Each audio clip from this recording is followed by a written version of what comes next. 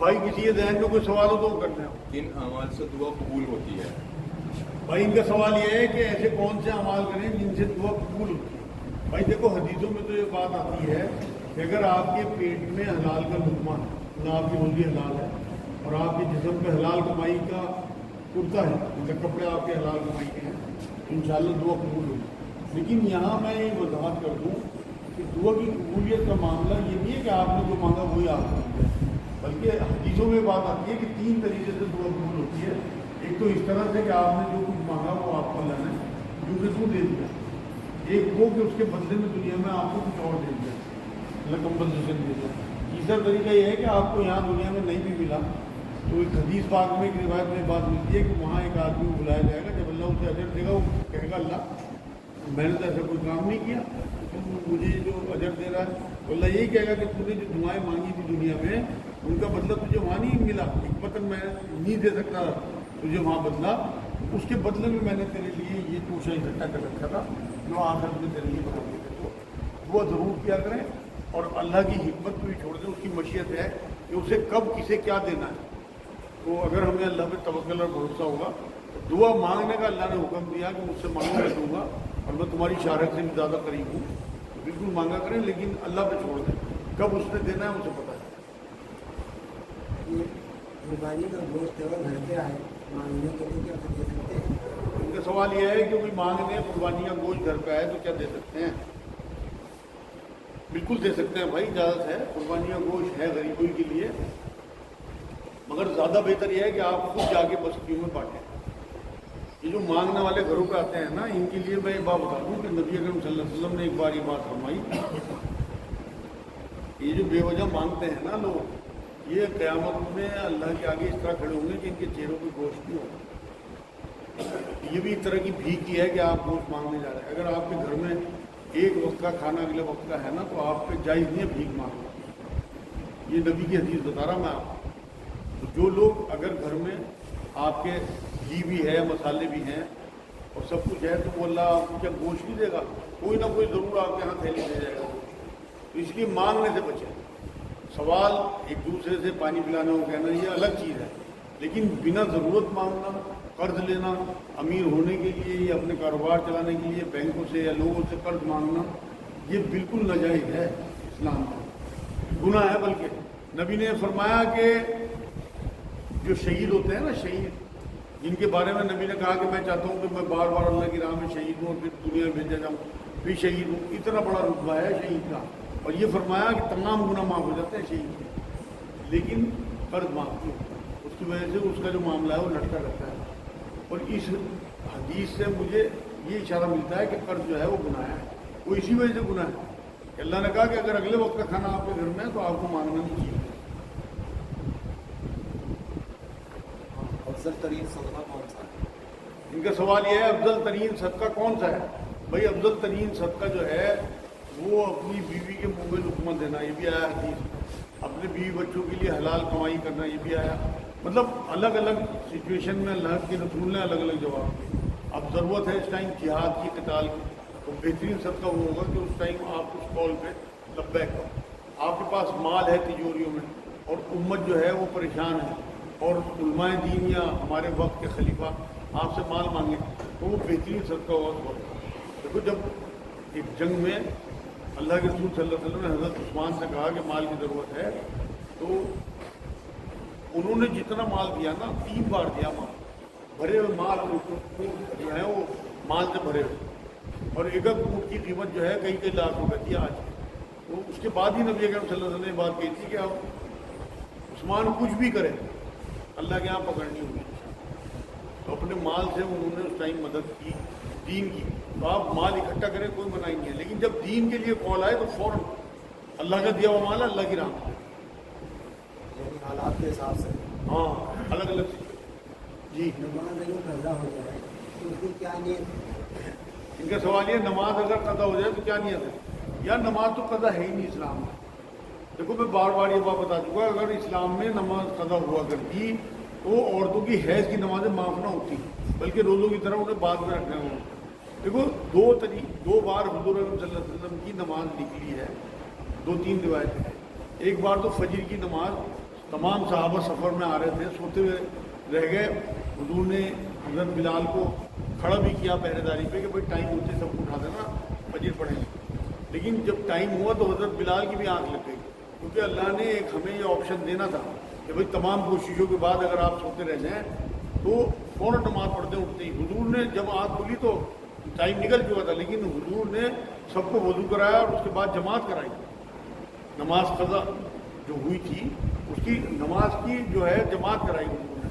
तो इसलिए क़ज़ा नहीं है, बल्कि जो टाइम आपकी आँख खुले या आप पढ़ना भूल जाएं तो याद आती है आपको नमाज़ पढ़नी है, वही आपकी नमाज हो, क़ज़ा नहीं हुई आप तमाम कोशिशों के बावजूद। अगर आप सोच के सोएंगे तो मैं तो 10 बजे पढ़ लूँगा, वो ना जाएगा आप, वो क़ज़ा हो गया। तो नियत आपको क़ज़ा ही करनी है अगर आपने जानबूझ के क़ज़ा किया। वैसे इस्लाम में क़ज़ा नहीं है। हाँ भाई,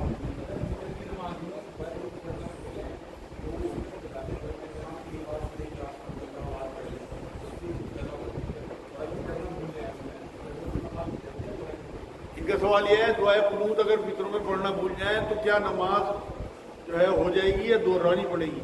भाई अगर आप भूल गए और उसमें आपने बाद में आपको याद आया तैयार में, तो आप सजदा सौ कर लें, आपकी इंशाल्लाह नमाज हो जाएगी। और अगर आप बिल्कुल ही भूल गए तो आपको वितर दोहराना चाहिए, क्योंकि वाजिबात में से। हाँ, वो बिल्कुल। इनका सवाल यह है वितरों में दुआए कुनूत के बदले 3 बार कुल अल्लाह पढ़ना, कुल अल्लाह हो या कोई और भी सूरत वो दुआ आप पढ़ सकते हैं, क्योंकि कुनूत जो है वो दुआ ही है। तो आप कोई और दुआ भी पढ़ सकते हैं, इजाज़त है, लेकिन तब तक जब तक आपको याद ना हो जाए। अगर आप सारी उम्र 3 बार कुल अल्लाह पढ़ते रहे तो आप गुनहगार होंगे, आपको दुआ याद करनी चाहिए। ये होता है कि ये कहते हैं आप हमारी नमाज पढ़ो तो टाइम निकल गया, आप शुरू हो गए और ये कहा जाता है सूरज निकल रहा है तो नमाज ना पढ़ें, 20 मिनट बाद नमाज पढ़ें। तो मेरा मकसद भी यही है कि 20 मिनट गुजरने के बाद नमाज पढ़ें। आप ऐसा ना हो कि आप ऐसा जो मकरूह टाइम है उसमें आप सजदा नहीं कर सकते, उसमें नबी ने मना फरमाया है। सवाल ये है कि जैसे मेरे जगह पे पिछले दिनों स्वीडन में कुरान शरीफ की बहुमती मिली है, कुछ दिनों पहले डेनमार्क में हुजूर इस्लाम की शान में बहुमती, तो उससे इस मुल्क में हम रह रहे हैं, वहाँ रहते हुए क्या रद्दमल करना चाहिए? इनका सवाल यह है कि जहाँ कुरान की बेहुरमती हो रही है हमारा रद्द अमल क्या हो? भाई एक तो आपका रद्द अमल सबसे पहले तो दुआ हो, सब्र और सलाह से मदद चाहने को कुरान आपको प्रमोट करता है। दूसरे आपको एजुकेशन करना चाहिए, खामोश एजुकेशन, किसी किस्म के कोई नारे ना हो, तख्तियों पे लिखा हुआ हो कि ये हमारे रसूल का कलाम है और इसकी बेहुरमती की जा रही है, इसके बारे में लोगों को जगाना चाहिए। लेकिन खामोश, ऐसा ना हो धारा 144 लगी हुई हो आप निकल जाए और आपको गिरफ्तारी देनी पड़े, या आपके बीच में इस तरह के गैर संजीदा लोग हों जो नारेबाजी करें और इस तरह का मुल्क का हालात बिगाड़ना। अगर पढ़े लिखे लोग हैं, तख्तियों पे लेके अपना मामला चलते हैं, तो आप यकीन करें कोई नहीं आपको रोक रहा। आप इस तरह लाइन बना के चलें, जुलूस की शक्ल में नहीं, बल्कि लाइन बना के। हमारे जो उस्ताद हैं तारिक अब्दुल्ला साहब, उनका मैंने देखा है, जो उनके लोग निकलते हैं जो खिदमत खल्क के लिए, तो वो 2-2, 3-3 आदमी एक रो में होते हैं, लंबी रो चलती है उनकी, और तख्तियों पे लिखा होता है कि मानवता की सेवा करें या जो भी कुछ उनके होते हैं स्लोगन, लेकिन ना वो जुलूस निकालते हैं किसी किस्म का, ना वो शोर मचाते हैं। ये जो तरीका है ना खामोश चलने का, इसमें ना कोई आपको रोकेगा और आपका एजुकेशन भी पूरा हो जाएगा, अल्लाह के यहाँ भी लिखा जाएगा इंशाअल्लाह। क्योंकि जिस तरह के मुल्क के हालात हैं, ऐसा ना हो कि आपके ऊपर उनकी सीधी धाराएँ लगा दी जाए और आप जो है वो और नई परेशानियों में खड़े हो जाए और ईमान आपका कमजोर करे। 90,000 की एक दुकान ली है किस्त पर, हाँ, और उसकी रोज की किस्त 1,000 रुपये बनी है, हाँ। और 100 दिन तक नहीं है, क्या वो जायज़ है? अच्छा, इनका सवाल यह है भाई 90,000 की दुकान ली और उसे इंस्टॉलमेंट में ली और उसकी 100 दिनों तक 1,000 रुपये देना है, मतलब 1 लाख देना है 90,000। ये तो ब्याज है भाई। अगर 90 दिन तक आप 1,000 रुपये देते तो ये जायज़ था। आप 90 दिन तक 1,000 रुपये रोज़ देने के बाद अगर अपनी खुशी से 5-4 हज़ार रोज़ बढ़ा के देते, भाई तुमने 90,000 की दुकान मुझे किस्तों में दे दी और ये मेरी खुशी से 5,000 रुपये और या 10,000 रुपये और, वो जायज़ था। नबी अकरम सल्लल्लाहु अलैहि वसल्लम का अक्सर मामूल ये था कि जब किसी से कर्ज लेते थे तो उसे थोड़ा बहुत बढ़ा के देते थे। तो खुद खुशी से बड़ा तय करके जो मामला होता है ना, वो सूद है। अगर तय करके आपने उसे 10,000 रुपया ज़्यादा दिया तो वो देने में भी आएगा और लेने में भी आएगा।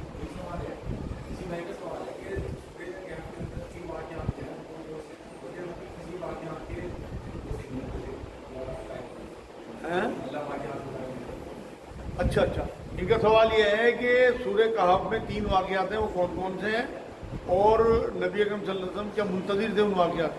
असल में ये रोब डालना था अपने नबी का कि ये सच्चे नबी हैं, जो अल्लाह ने काफिरों को रोब डालना था कि ये तुम्हें सैकड़ों साल हज़ारों साल पुराने जो वाक़यात हो चुके वो सुना रहे जो तुम्हारी किताबों में दर्ज है।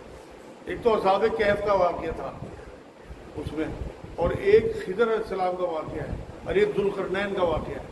ये तीनों वाक़ये ऐसे हैं जो नबी अकरम सल्लल्लाहु अलैहि वसल्लम से कई हज़ार साल पहले गुजरे थे। तो जब नबी ने ये वाक़यात उन लोगों को सुनाए हैं तो उन्हें ये उनमें जो ईमान में आने वाले लोग थे, अल्लाह को पता था कौन से आएंगे, तो वो ईमान में आ गए, लेकिन जिनके दिलों पे अल्लाह की तरफ से मोहर थी वो कुफ्र में ही रहे। तो आप कितने ही किसी को समझा लें, अगर अल्लाह की तरफ से उसके दिलों पे मोहर लगी हुई है, आप अपने रिश्तेदारों में देख लो जो आपसे बुरा मानने बैठे हैं, आप कितनी माफ़ी मांग लो, अगर अल्लाह की तरफ से मोहर है उसकी और उसकी इसी हालत में मौत होनी तो वो किसी भी कीमत पे नहीं माना। तो जिन्होंने मानना था उन्होंने मान लिया था, जिन्होंने नहीं माना वो आज भी इन्हें किससे कहानियाँ समझते हैं। इस वक्त भीख मांगना जायज़ है? इस वक्त भीख मांगना चाहिए, तो सवाल ये कि इस वक्त भीख मांगना चाहिए। अभी मैंने एक सवाल के जवाब में आपको बताया कि जब नबी से पूछा गया कि भीख मांगना कब ठीक है, तो नबी ने फरमाया जब तेरे पास अगले वक्त का खाना ना हो। अगर एक वक्त आगे का भी खाना आपके पास है, मान लो रात को आपने खाना खाया और सुबह का खाना आपके पास मौजूद है, तो आपके लिए भीख जायज़ नहीं है। वो उसी में आएगा जो मैंने आपको हदीस सुनाई, तो बिना ज़रूरत मांगना। अब बिना ज़रूरत जो मांगे वो क़यामत में अल्लाह के हुजूर ऐसे खड़े होगा कि उसके चेहरे पे गोश्त नहीं होगा। इसलिए मांगने से बहुत बचना चाहिए, बहुत। कोई मजबूरी हो, वाक़े हो, जब मांगे उस टाइम तो हराम भी हलाल हो जाता है। कुरान की आयत है। क्या इसी से मुताल्लिक सवाल है, क्या मांगने वाले को मना करना खिलाफ सुन्नत बात है?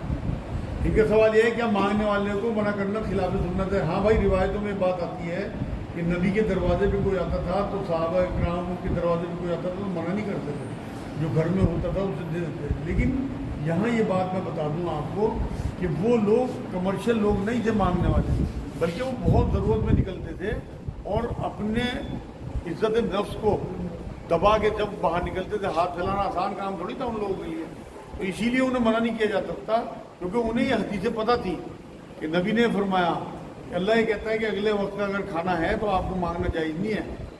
तो उन लोगों के पास अगले वक्त का खाना नहीं होता था, तो इसलिए उन्हें मना नहीं किया जाता। आपके जो दरवाजे पर आते हैं वो लोग भिखमंगे हैं एक हिसाब से, उन्हें आप गुलाम मुनव्विस कर रहे हैं देखे, तो अगर हो सके दे दो, अगर वो हिसाब आपके पास नहीं तो प्यार से मना करो। क्योंकि कुरान की एक आयत ये भी है कि किसी को हंस के बोल लेना, अच्छे अखलाक से बात कर लेना उस सदक़े से बेहतर है जिसके बाद किसी को तकलीफ पहुँचाई जाए।